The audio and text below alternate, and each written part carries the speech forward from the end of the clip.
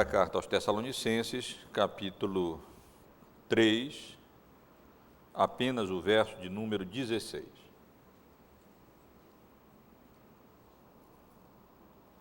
Ora, o Senhor da paz, Ele mesmo, vos dê continuamente a paz em todas as circunstâncias. O Senhor seja com todos vós. Eu vou reler o verso, irmãos. Ora, o Senhor da paz, Ele mesmo, vos dê continuamente a paz em todas as circunstâncias. O Senhor seja com todos vós. Meus irmãos, certa vez o Senhor Jesus, se dirigindo aos seus discípulos, no Evangelho de João, no capítulo 16, no verso 33, proferiu palavras muito conhecidas nossas, quando ele disse: estas coisas vos tenho dito para que tenhais paz em mim. No mundo passais por aflições, mas tende bom ânimo, eu venci o mundo. E à medida que vivemos a vida, os anos passam, passamos por várias experiências,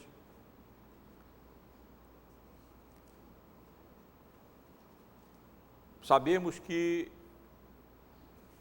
muitas vezes nos encontramos em condições, em situações adversas, nas quais nós não gostaríamos de nos encontrar, apreensões, muitas vezes, várias vezes com relação àquilo que nos aguarda no futuro. Estamos nos aproximando quase o final do ano, mais 2 semanas, e estaremos iniciando um novo ano. Nós não sabemos o que nos aguarda nesse novo ano de 2008. Sabemos apenas que cresce a violência no nosso país de maneira terrível. Sabemos que, à medida que os anos passam e vamos envelhecendo, as enfermidades vêm. Sabemos que mais e mais a iniquidade opera e impera no nosso país. E se nós não nos firmarmos em Cristo, especialmente quando passamos por momentos de dificuldade, de tribulação, podemos perder um dos bens mais preciosos que nós, como crentes em Cristo, desfrutamos nesta vida. Eu me refiro à paz de Cristo, à paz do nosso Senhor e Salvador Jesus Cristo, ou a paz do Senhor, como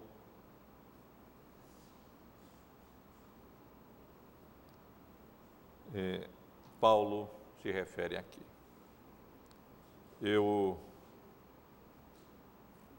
Na minha vida, eu lembro de alguns momentos, alguns episódios, algumas circunstâncias, que foram algumas das circunstâncias mais difíceis na minha vida.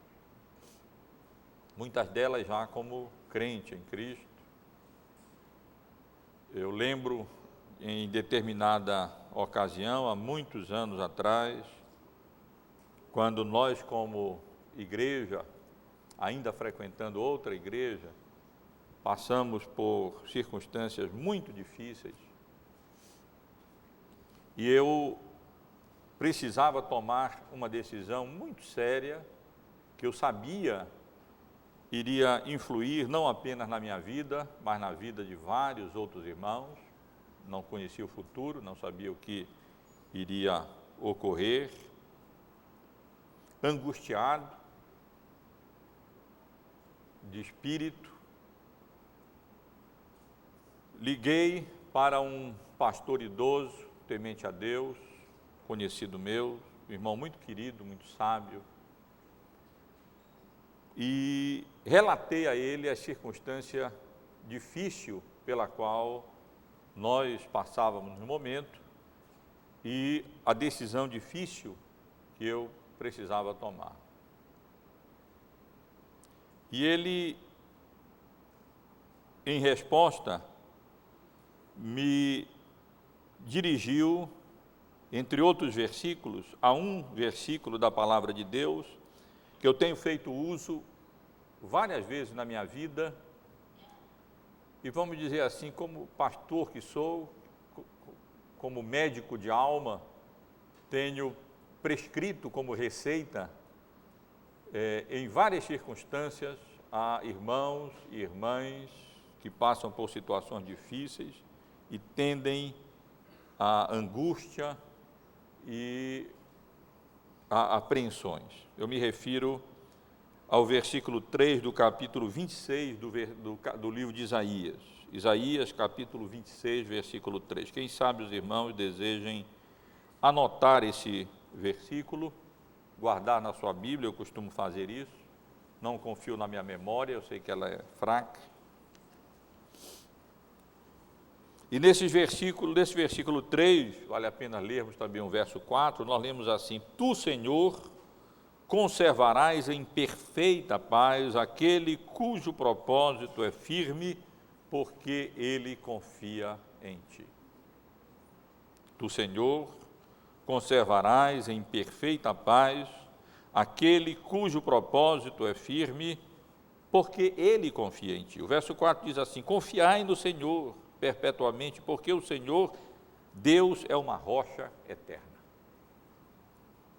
E, meus irmãos, esse versículo que lemos aqui na carta de Paulo aos Tessalonicenses, estamos já quase concluindo a carta, né? Várias semanas estivemos tendo a oportunidade de estudar, primeiro a primeira carta de Paulo, endereçada aos Tessalonicenses, depois a segunda carta. Deus permitir, semana que vem estaremos concluindo a exposição de mais essa porção preciosa da palavra do Senhor.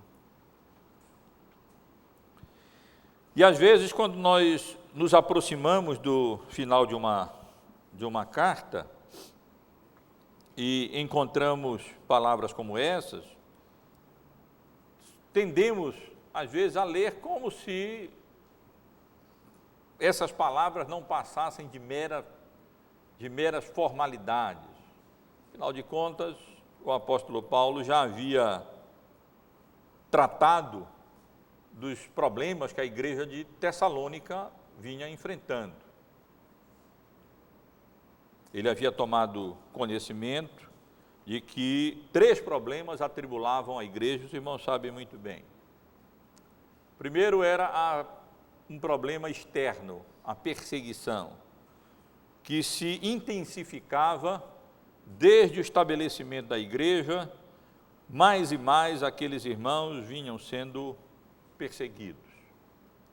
E o apóstolo Paulo escreveu o primeiro capítulo da sua segunda carta aos Tessalonicenses para encorajar aqueles irmãos a passarem por aquelas tribulações, enfrentarem aquelas tribulações, na esperança de que Deus, que estava no controle, conduziria todas as coisas e não somente vingaria aqueles que estavam sendo instrumentos do maligno para a perseguição da igreja,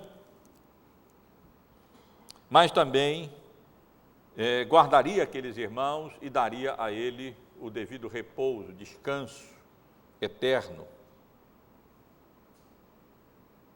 Outro problema que a igreja enfrentava, como os irmãos sabem bem, à medida que estivemos estudando essa carta, eram os falsos ensinos, os falsos mestres, que estavam conturbando a igreja, exagerando no ensino deles com relação à segunda vinda de Cristo, ensinando que Cristo estava já retornando, que a vinda de Cristo não seria apenas repentina, mas era iminente, ele estava vindo, e havia na igreja membros atribulados com relação a essa questão, especialmente porque tinham dúvidas com relação ao estado, a condição dos mortos e estavam apreensivos com relação à atitude deles, dos vivos em Cristo, com relação, no que diz respeito à segunda vinda do Senhor Jesus. E Paulo escreveu o segundo capítulo para tranquilizar os irmãos e assegurá-los de que, apesar de repentina, a vinda de Cristo não era tão iminente assim. Era preciso que antes do seu retorno, alguns eventos cósmicos ocorressem. Haveria uma grande apostasia, seria manifesto o filho da iniquidade, o anticristo, e o Senhor Jesus não retornaria em glória antes que essas coisas acontecessem. E Paulo escreveu o segundo capítulo da sua carta exatamente para tranquilizar a igreja com relação a este segundo problema. Mas a igreja enfrentava ainda, como os irmãos sabem, um terceiro problema. Um grupo de irmãos andava desordenadamente na igreja. Não estavam se conduzindo e se comportando como eles deveriam se conduzir e se comportar, como crentes responsáveis, sérios, diligentes, trabalhadores, desempenhando bem as suas vocações para a glória de Deus, para o bem da sociedade, dando bom testemunho, e por uma razão ou outra estavam sendo ociosos e negligentes, provavelmente estavam dependendo da igreja, e com tempo vago acabavam se intrometendo na vida dos outros, e esses problemas estavam ali na igreja. E Paulo escreveu, como os irmãos sabem, o terceiro capítulo, exatamente para tratar deste problema, abordar essa questão. Estivemos vendo aqui como o apóstolo Paulo admoestou a igreja e exortou os irmãos a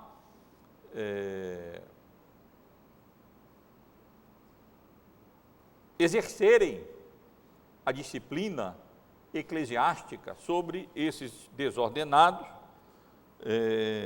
se afastando deles, não comungando demasiadamente com eles, para que eles se envergonhassem da atitude deles e se arrependessem das suas faltas e então se colocassem na linha e começassem a proceder de maneira agradável. E aí, pronto, Paulo tinha tratado dos problemas que a igreja enfrentava. E ele podia simplesmente terminar a sua carta, mas ele não faz isso. E antes da sua saudação final e bênção, no versículo 16, o apóstolo Paulo faz mais uma oração por aquela igreja. Eu digo mais uma, meus irmãos, porque se os irmãos perceberem, o apóstolo Paulo, nessa pequena carta, ele já havia feito referência a 3 orações pela igreja.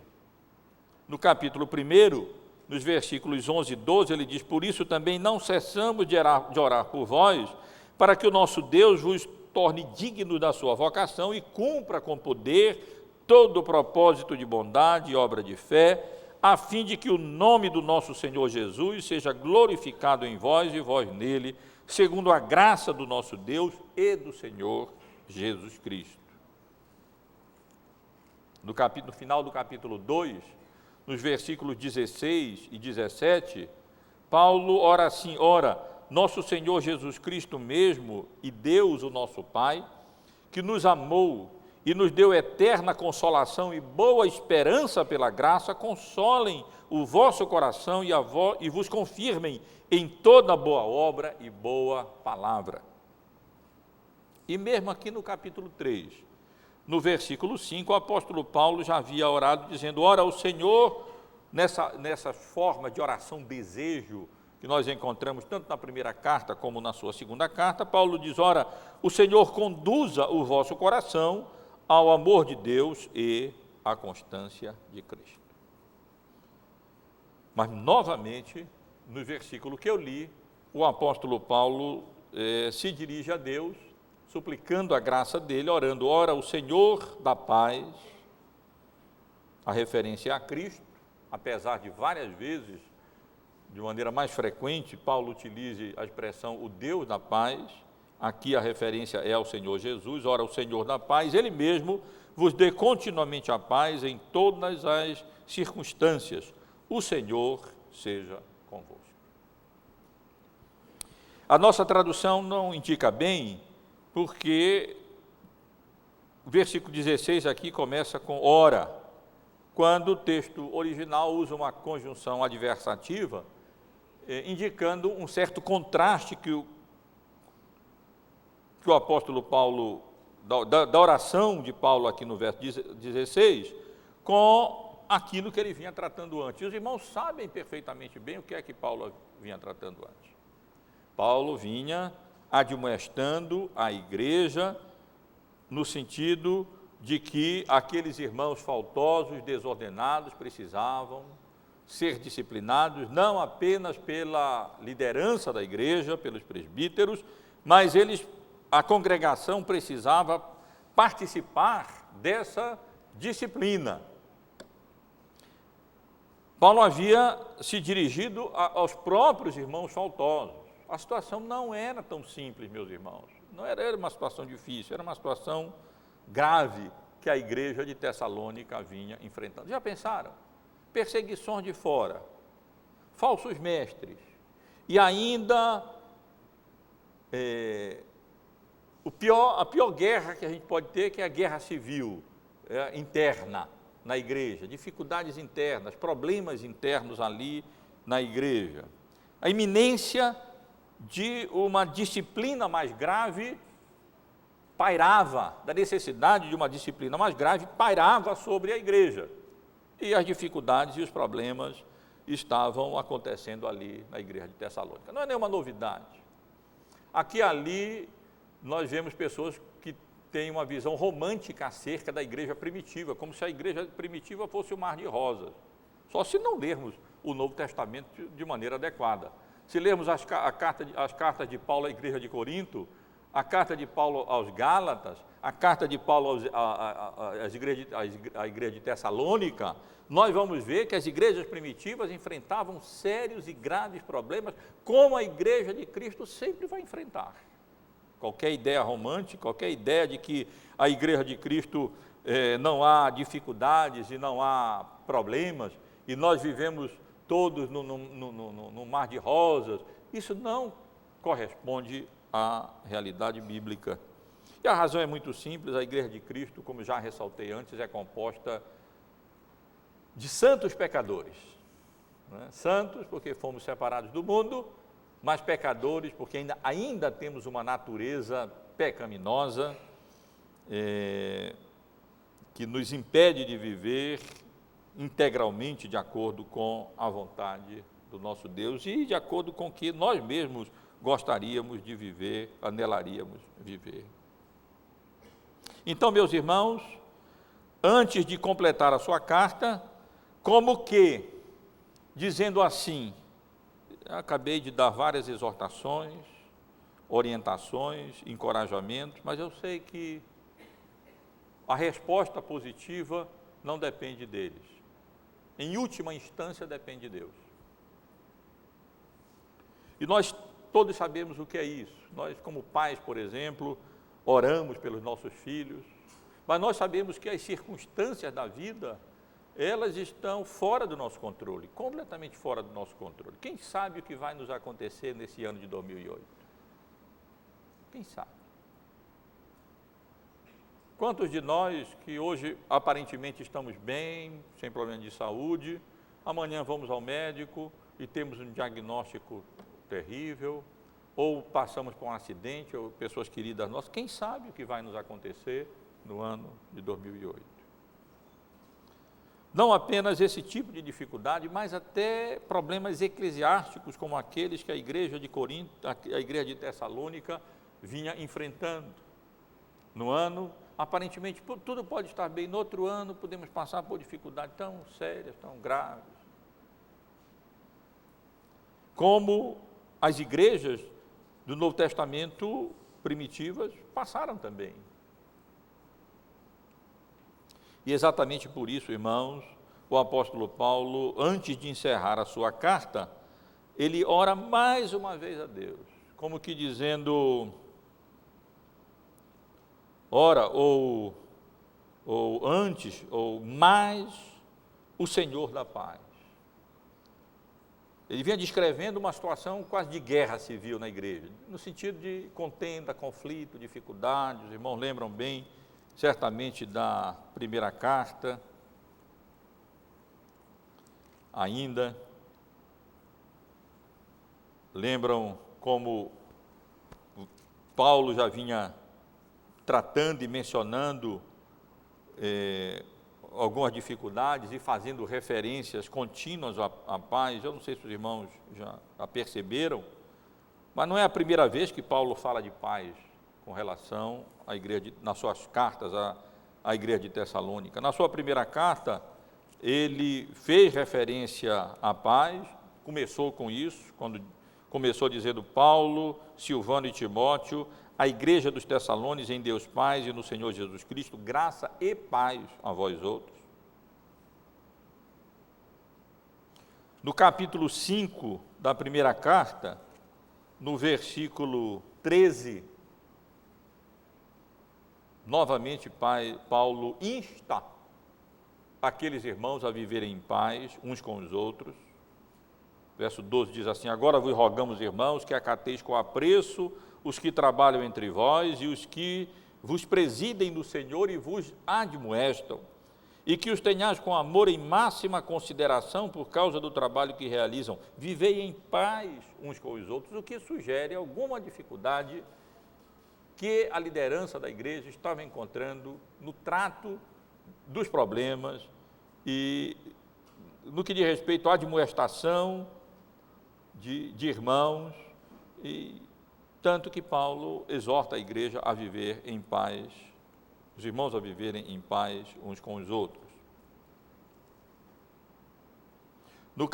Ainda no capítulo 5, no versículo 23, Paulo diz assim: o mesmo Deus da paz vos santifique em tudo, e o vosso espírito, alma e corpo sejam conservados íntegros e irrepreensíveis na vinda do nosso Senhor Jesus Cristo. E na segunda carta aos Tessalonicenses, no capítulo 1, no versículo 2, à semelhança da primeira carta, Paulo saúda aqueles irmãos dizendo: graça e paz a vós outros, da parte de Deus, Pai e do Senhor Jesus Cristo. Portanto, os irmãos podem perceber que o apóstolo Paulo estava preocupado com a paz da igreja de Tessalônica. E não é, portanto, de estranhar que, abordando essas questões, imaginem o que é passar por perseguições acirradas, imaginem o que é uma igreja com grupos dentro da igreja, pessoas dentro da igreja, ensinando coisas erradas, falsos mestres, ensinando aquilo que não deviam e conturbando a igreja, conduzindo alguns a pensamentos errados com relação à vinda do Senhor Jesus. E ainda outros causando dificuldade e problema da igreja por causa da conduta deles desordenada. Imaginem Paulo ter que escrever para aqueles irmãos, exortando-os a exercerem a disciplina informal sobre os faltosos. Ele não pode encerrar a carta sem antes orar ao Senhor, o Senhor da paz, no sentido de que Ele mesmo vos dê continuamente a paz em todas as circunstâncias, o Senhor seja convosco. Eu quero, rapidamente, irmãos, é um verso apenas, a lição é singela, é simples, é clara, mas é tão relevante, é tão importante para nós que estamos nesse mundo, e precisamos, e com a graça de Deus, podemos ou não desfrutar esse dom precioso, essa bênção tão preciosa, que é a paz, no sentido mais amplo, no sentido mais pleno. Deus nos dê a graça de terminarmos esse ano desfrutando dessa bênção que Deus queria, que Paulo queria tanto que reinasse, imperasse na igreja de Tessalônica. Vamos então, irmãos, considerar rapidamente essa breve oração de Paulo, e eu chamo a atenção dos irmãos, em primeiro lugar, para o conteúdo da sua oração, claramente expresso aqui. Pelo que Paulo ora? Eu chamo novamente a atenção dos irmãos, novamente porque já abordei as outras orações que Paulo faz nessa carta, para o fato de que o apóstolo Paulo nem ora por bênçãos materiais aqui. Ele não está pedindo nem está intercedendo por recursos financeiros, coisas dessa natureza, saúde, coisas legítimas, mas Paulo está orando aqui que aquela igreja desfrutasse de paz, que o Senhor da paz, Ele mesmo vos dê continuamente a paz em todas as vossas circunstâncias. E o apóstolo Paulo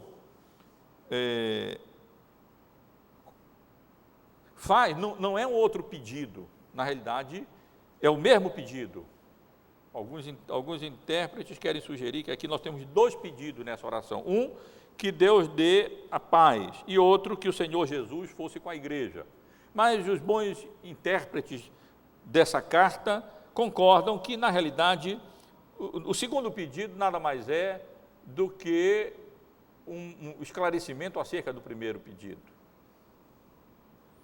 Quando Paulo ora no sentido de que o Senhor Jesus fosse com a igreja, ele, na realidade, está orando por paz na igreja, porque a paz na igreja vinha e só poderia ser experimentada se o Senhor Jesus se manifestasse presente pelo seu Espírito no coração daqueles irmãos, conduzindo aquela igreja, debaixo do temor do Senhor, a harmonia e a vontade de Deus.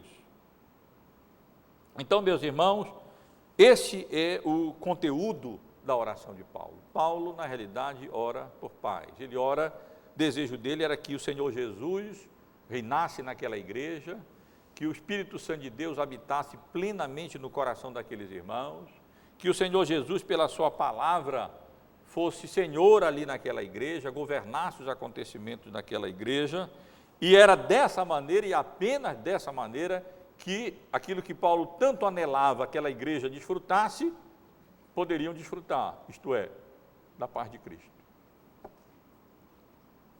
Mas eu estou mais preocupado, irmãos, em elucidar o que é que o apóstolo Paulo quer dizer aqui, quando ele ora pedindo que o Senhor da paz, Ele mesmo, conceda a paz à igreja de Tessalônica.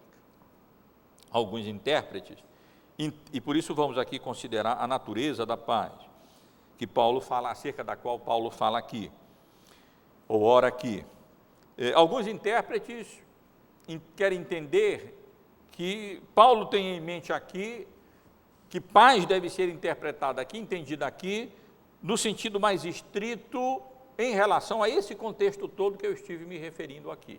Ora, uma igreja que passava por perseguição, que tinha no seu seio falsos mestres e que vinha sendo conturbada por causa dos desordenados, ao ponto do apóstolo Paulo ser obrigado a exortar a igreja a exercer a disciplina contra os faltosos.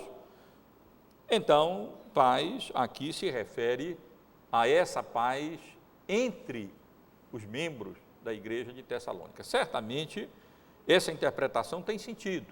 É claro que Paulo aqui também se refere a isso. Paulo aqui certamente desejava que aqueles irmãos pudessem desfrutar de paz no relacionamento de uns para com os outros e paz também, no que diz respeito às circunstâncias difíceis que eles passavam por causa das perseguições que eles estavam experimentando. Sem dúvida alguma que nós não devemos entender paz aqui apenas no sentido geral, mas também devemos entender no sentido restrito, com referência ao contexto todo que nós estivemos estudando aqui, das dificuldades que a igreja de Tessalônica vinha experimentando. Essa era a situação, esse era o contexto. E quando Paulo contrasta aqui o que ele vinha dizendo antes, como que dizendo, olha, vocês façam isso, tem que proceder assim, mas o Senhor da paz vos conceda a paz. Ele está sugerindo que paz aqui deve ser entendida nesse contexto, à luz desse contexto. Mas, meus irmãos, a grande maioria dos bons estudiosos da palavra de Deus, especialmente dessa carta, também concordam que Paulo não se refere aqui à paz apenas nesse sentido mais restrito da solução dos problemas e das dificuldades que a igreja de Tessalônica vinha enfrentando e que Paulo esteve considerando aqui nesses 3 capítulos. Não. Certamente, a natureza da paz que o apóstolo Paulo se refere aqui indica e aponta para um sentido mais profundo, para um sentido mais amplo, um sentido mais geral, com que essa palavra é regularmente utilizada no Novo Testamento. Alguém já definiu essa paz como o sorriso de Deus no coração do crente, ou como aquele estado de tranquilidade espiritual que desfrutam aqueles que foram regenerados pela obra redentora de Cristo na cruz do Calvário e que foram pacificados na sua relação com Deus. E certamente, meus irmãos, paz aqui não deve ser entendida no sentido comum do termo, secular do termo, apenas quando as coisas nos vão bem, como normalmente é usado. Tudo bem, está tudo em paz, quer dizer, não tem dificuldades maiores, não estamos enfrentando problemas graves, nem de saúde, nem de financeiro, nem de tribulação, nem coisa parecida. Não, esse não é o sentido, não é, a paz aqui é a paz de Cristo, que Cristo deixou, que não se confunde com a paz do mundo, como o próprio Senhor Jesus mesmo ensinou. Deixo-vos a paz, a minha paz vos dou, não vos la dou como a dá o mundo, não se turbe o vosso coração, nem se atemorize. E eu digo isso, meus irmãos, por 2 razões. Primeiro, por causa da fonte dessa paz, que é a paz que vem de Cristo. Ora, o Senhor da paz, Ele mesmo vos dê continuamente a paz em todas as circunstâncias. Essa não é paz ordinária, essa não é paz do mundo, essa não é um estado apenas de tranquilidade ou de bem-aventurança, quando as coisas estão correndo bem na nossa vida, e pela misericórdia e graça de Deus, todos nós experimentamos momentos tão bons, quando as coisas aparentemente estão calmas, tudo vai bem, seja na nossa vida pessoal, na nossa família, ou na vida da igreja.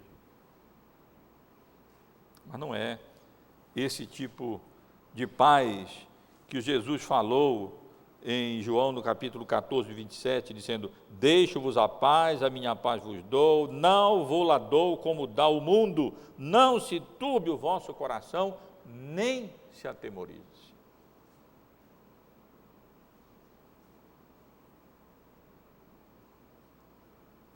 Essa é a paz que vem de Cristo, é aquela paz que eu referi e que Isaías se refere no capítulo 26, no versículo 3, tu, Senhor, conservarás em perfeita paz aquele cujo propósito é firme, porque ele confia em ti. É a paz que desfrutamos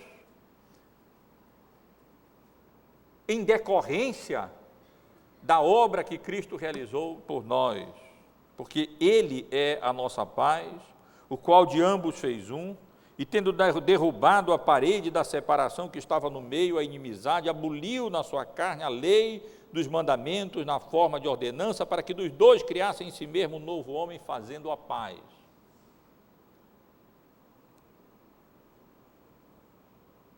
O Antigo Testamento chama Jesus de o príncipe da paz.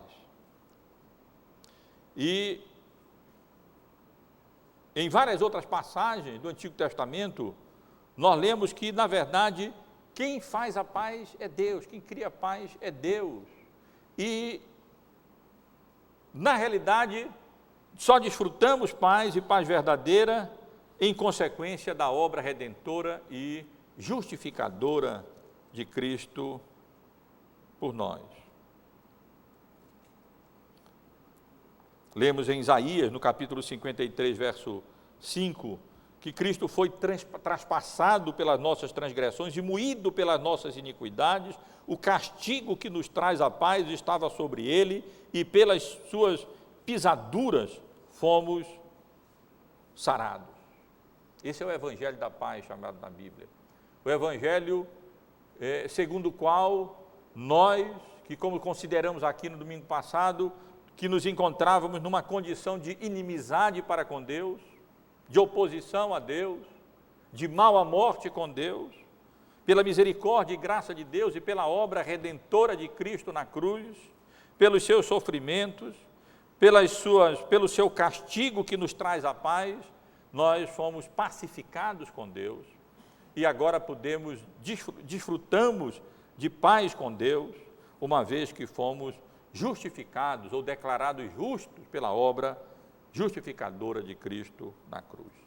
Justificados, pois, mediante a fé, temos paz com Deus por meio do nosso Senhor Jesus Cristo. Porque o pendor da carne dá para a morte, mas o do Espírito dá para a vida.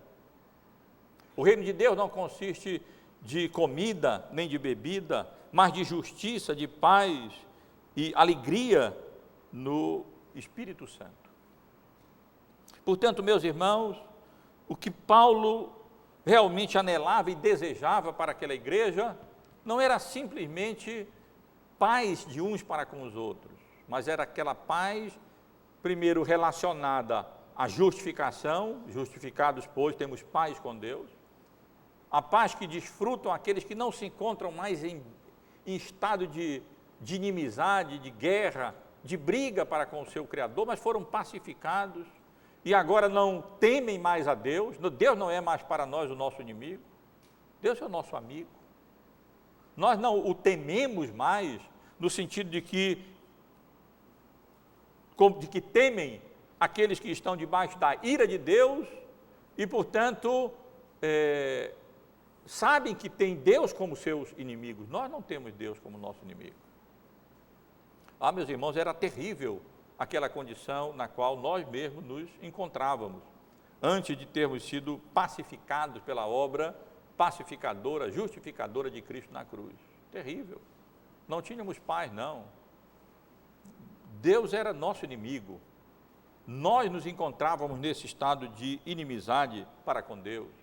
E, portanto, nosso coração não podia, de fato, descansar, porque não desfrutávamos dessa paz com o Senhor. E esse é um sentido de paz que certamente o apóstolo Paulo se refere aqui, quando ele ora a Deus, pedindo que o Senhor da paz, o Senhor Jesus, o príncipe da paz, aquele que nos pacifica através do evangelho da paz, ele mesmo vos dê continuamente a paz em todas as circunstâncias. Mas eu digo que paz aqui tem esse sentido mais amplo, até porque Paulo qualifica aqui dizendo, ora, o Senhor da paz, ele mesmo vos dê continuamente a paz em todas as circunstâncias. Talvez algum irmão pudesse pensar, paz, sim, quando tudo vai bem, aí nós ficamos tranquilos, descansados, em paz. Não, não é essa paz. Paz quando nós estamos, quem sabe, na igreja, ouvindo a pregação do Evangelho, ou orando em casa, ou lendo a Bíblia. Momentos de paz, mas não é isso que o apóstolo Paulo fala aqui. Paulo está falando aqui de uma paz, daquela paz que excede todo o entendimento. Como lemos em Filipenses, no capítulo 4, versículo 7, que guarda a nossa mente, guarda o nosso coração em Cristo Jesus, independentemente das circunstâncias. Por isso Paulo acrescenta aqui, é a paz contínua, é a paz constante, é a paz em todo o tempo. Ou acrescenta ainda mais, a paz em todas as circunstâncias, em todas as situações, em todas as condições. E meus irmãos e irmãs, essa é a diferença. Essa é a grande diferença. E essa é uma das bênçãos mais práticas e mais confortadoras e consoladoras do crente na vida cristã. É essa paz de Cristo em todas as circunstâncias. Na doença, na dificuldade, nas tribulações, nas aflições, na pobreza, nas incertezas com relação ao futuro. Consciente de que Cristo morreu por nós estamos em paz com Deus. nós desfrutamos não apenas dessa paz que provém da redenção, da justificação, justificados, pois temos paz com Deus, mas também a paz que procede da nossa convicção de que Deus não é somente o Deus da criação, mas Ele é também o Deus da providência, isto é, todas as coisas estão debaixo do controle dEle. Ele faz com que todas as coisas cooperem para o bem daqueles que amam a Deus, daqueles que foram chamados segundo o seu propósito. É a paz que procede da certeza de que não nos acontece absolutamente nada nessa vida, nem perseguições, nem falsos mestres inserindo-se na igreja, nem membros desordenados, sem que isso estivesse debaixo do controle soberano do Deus que governa todas as coisas para o nosso próprio bem e para o louvor, para a honra e para a glória do seu nome. A igreja vinha sendo perseguida? Vinha. É para o bem da igreja. Havia ali pessoas ensinando que Cristo já estava chegando, isso estava ocorrendo, dificuldades na igreja? É para o bem da igreja. Haviam ali desordenados que precisavam de ser disciplinados? Havia e precisavam, mas isso tudo é para o bem da igreja. Não sabemos como nós que somos finitos e tão pequenos, entendemos tão pouco, e que não temos controle sobre os nossos atos, sobre a nossa vida, sobre o que vai nos acontecer, mas a Bíblia deixa claro que Deus dirige todas as coisas, governa todas as coisas de forma soberana para o nosso bem e para a honra e para a glória dele. E o crente que tem convicção disso, e que não crê num Deus falível, mas num Deus infalível, soberano, descansa na certeza de que todas as coisas contribuem para o nosso bem e juntas elas se relacionam e cooperam e operam para que a vontade de Deus com relação à nossa vida seja consumada e realizada. Então, meus irmãos, esse é o tipo de paz que o apóstolo Paulo deseja e ora a Deus, que a igreja de Tessalônica, batida por tribulações e aflições, pela misericórdia e graça de Deus, pudesse desfrutar. Não apenas a paz da justificação, mas a paz da providência de Deus, da certeza de que Deus controla todas as coisas, governa todas as coisas. E diria mais ainda, a paz que procede da obediência, porque um crente justificado, mesmo um crente que crê que Deus é soberano e governa todas as coisas, quando não anda de acordo com a vontade de Deus e desobedece a Deus e contraria aquilo que a Bíblia ensina claramente, ele perde essa paz, ele não desfruta essa paz de Deus. E certamente ali na igreja de Tessalônica, havia pessoas que estavam deixando de desfrutar dessa paz, não é porque eles não tivessem sido regenerados e justificados diante de Deus, não é porque eles não crescem que Deus era soberano, mas porque eles estavam vivendo em desobediência. E a desobediência rouba de nós a paz de Cristo. Ela tira de nós a paz de Cristo. Porque nós nos colocamos fora daquela cerca de proteção da vontade de Deus que nos tranquiliza e que nos assegura desfrutar dessa bênção maravilhosa, meus irmãos e irmãs, que é podermos viver a vida em meio às circunstâncias difíceis, às provações, às enfermidades, às tribulações, às angústias da vida e ainda assim desfrutarmos da paz de Cristo. Pensem nisso. Quando pensarem em paz, pensem nessas três condições. A base de tudo, o fundamento de tudo é a justificação. Enquanto alguém não fizer as pazes com Deus, ele estará nesse estado de inimizade e ele não terá condições de desfrutar paz nenhuma. Qualquer paz que porventura ele pense que desfruta é engano. Não é paz genuína, não é paz verdadeira, porque não procede do príncipe da paz, não vem do Senhor da paz, daquele que realmente nos dá a paz. Segundo,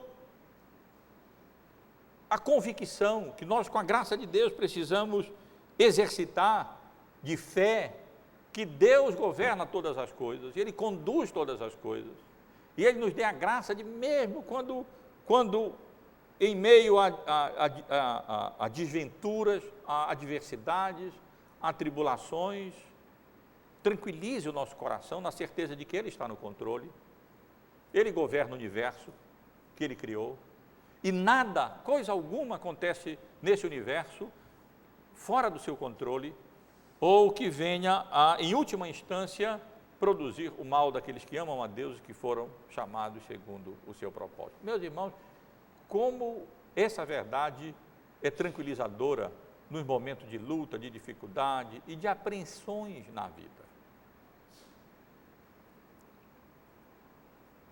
E também, não esqueçam, que a paz é produto de obediência a Deus, de andar nos caminhos de Deus, debaixo da vontade de Deus. No Salmo 119, no versículo 165, nós lemos: grande paz tem os que amam a tua lei, para eles não há tropeço. Desfrutam de paz aqueles que amam a vontade de Deus e se deleitam em andar na vontade de Deus e em obedecer à vontade de Deus. Esses desfrutam dessa paz que o apóstolo Paulo fala aqui, que não se limita a um tempo ou outro, a uma circunstância ou outra, mas é paz em todo o tempo e em toda e qualquer circunstância.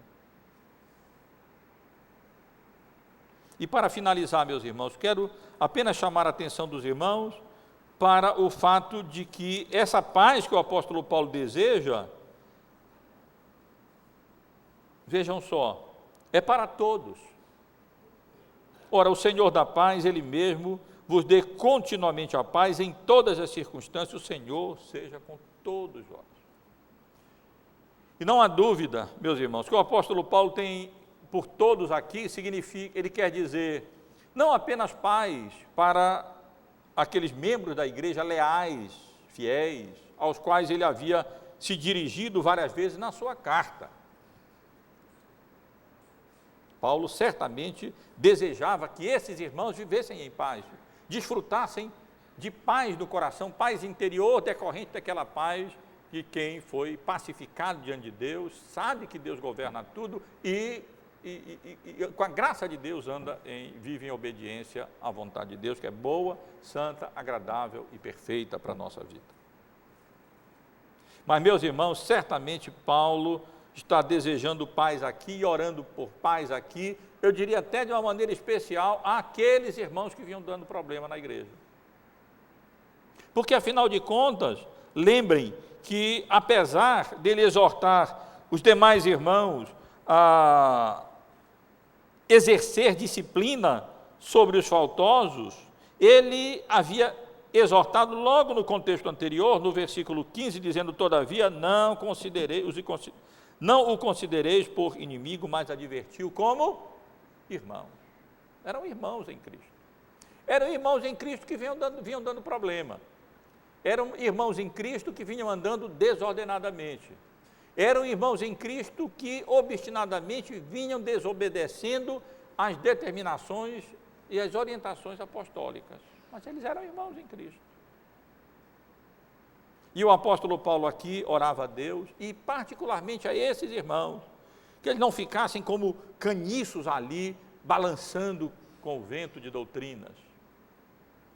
Que eles não vivessem de forma tumultuada e tumultuosa como eles estavam vivendo, mas pudessem, pela misericórdia e graça de Deus, desfrutar de paz, obedecendo ao Senhor, fazendo aquilo que era agradável a Deus, e pudessem então desfrutar dessa bênção tão preciosa, eles também, e certamente a causa dos problemas que estavam correndo ali, era porque falta de paz, nessas conturbações, nesses pensamentos equivocados, nesses erros, falta de paz por causa das perseguições, falta de paz por causa daquela vida desordenada deles. E Paulo ora aqui que Deus fosse gracioso para com aquela igreja, e que não apenas aqueles irmãos leais e fiéis, e que estavam caminhando bem, acerca dos quais Paulo se lembrava com regozijo e alegria, da operosidade da fé, da abnegação do amor e da firmeza da esperança em Cristo que aqueles irmãos vinham manifestando. Mas também por todos, ou seja, inclusive por aqui, e talvez até especialmente por aqueles que vinham causando problema na igreja, que eram fonte de dificuldade, que estavam andando fora da linha, que vinham ensinando o que não deviam, que vinham procedendo, andando de forma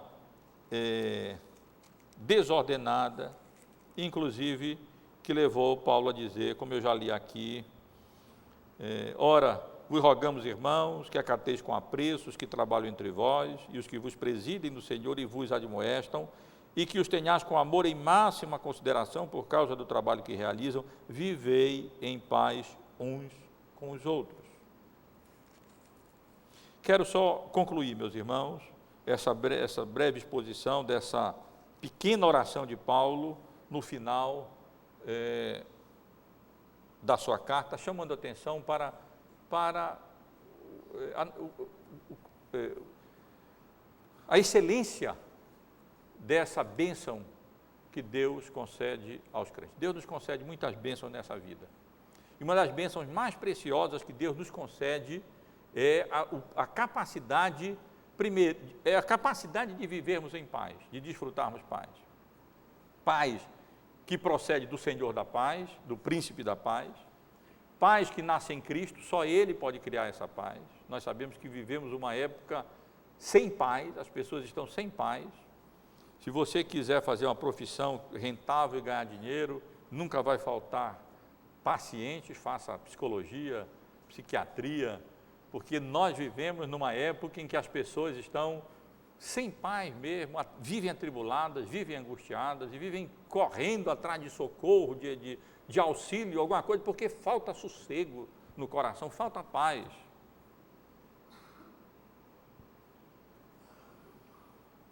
Essa é uma das grandes bênçãos que o crente desfruta e pode desfrutar cada vez mais nessa vida.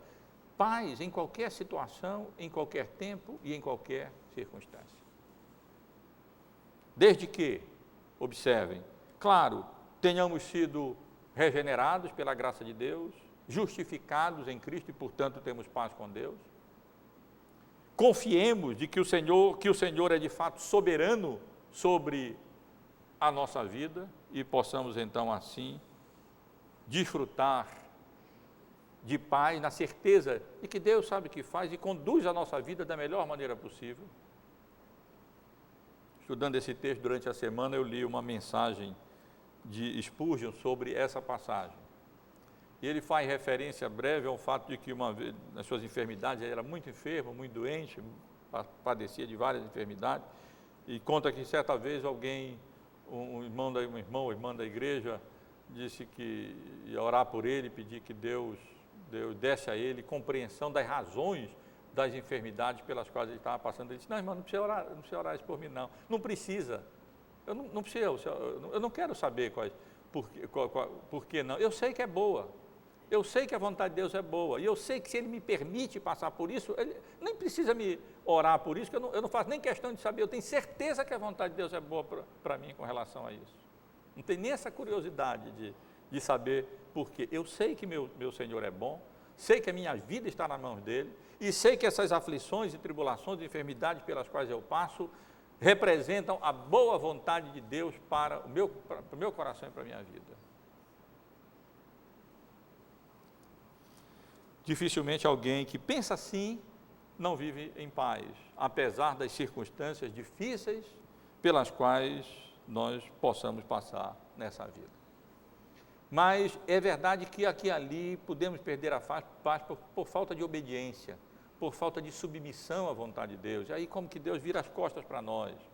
E aí então perdemos a consciência e a capacidade de desfrutar da paz de Cristo, porque nossa mente está pesarosa, nossa consciência está nos acusando de que nós não estamos bem, nós não estamos procedendo como devia. Alguma coisa ali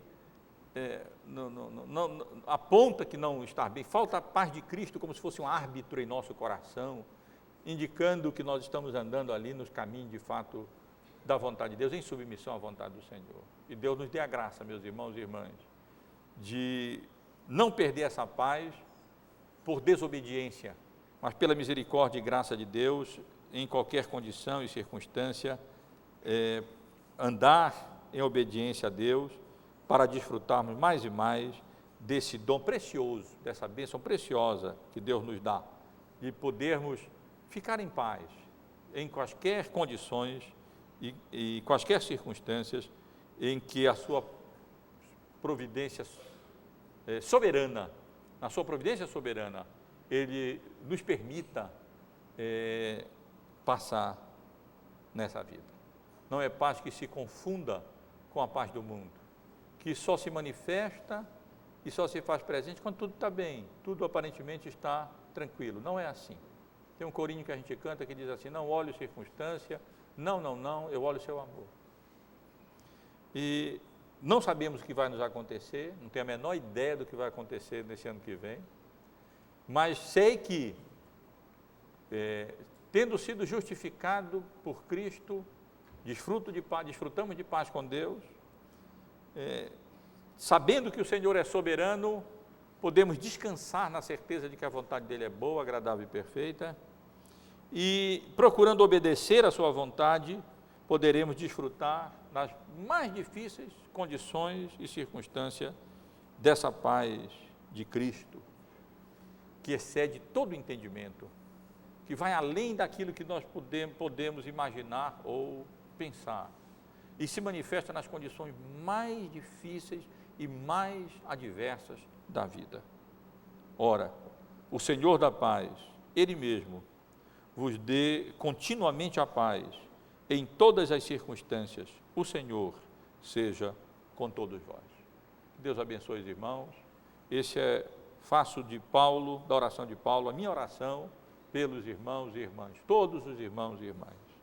Ora, o Senhor da paz, Ele mesmo, vos dê continuamente a paz, em todas as circunstâncias.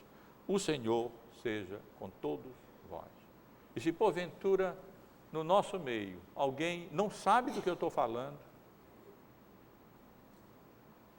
parece estranho o que eu estou falando, não parece familiar desfrutar de paz de Cristo nessas circunstâncias que procedem da paz de Deus, que nos permite estar em paz com nosso próprio coração, com a nossa própria alma, deitar em paz e logo pegar no sono.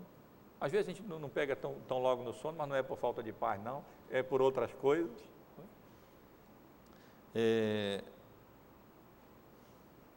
Saiba que é possível essa paz em Cristo, mas só é possível em Cristo. O mundo não pode dar esse tipo de paz que o Senhor Jesus promete dar a todos quantos se confiarem a Ele como único e suficiente Salvador e na sua justiça como a nossa justiça, de modo que justificados, pois, temos paz com Deus mediante a obra salvadora, redentora, justificadora que Cristo realizou por nós na cruz do Calvário. Que Deus nos abençoe os irmãos e dê aos irmãos essa bênção tão preciosa nesse novo ano. Eu não posso, não creio que devo pedir a Deus que tudo vá bem, né? Que não aconteça nenhum problema. Primeiro que não é uma oração realista. Nesse mundo passaremos por tribulações e aflições, mas posso orar como Paulo, que mesmo nas circunstâncias mais adversas, Deus conceda aos irmãos e a nós, a todos nós, essa grande bênção que Ele desejou, que Paulo desejou aos membros da igreja de Tessalônica, que o Senhor da paz, Ele mesmo, nos dê continuamente a paz em todas as circunstâncias. E só é possível quando o Senhor Jesus é conosco.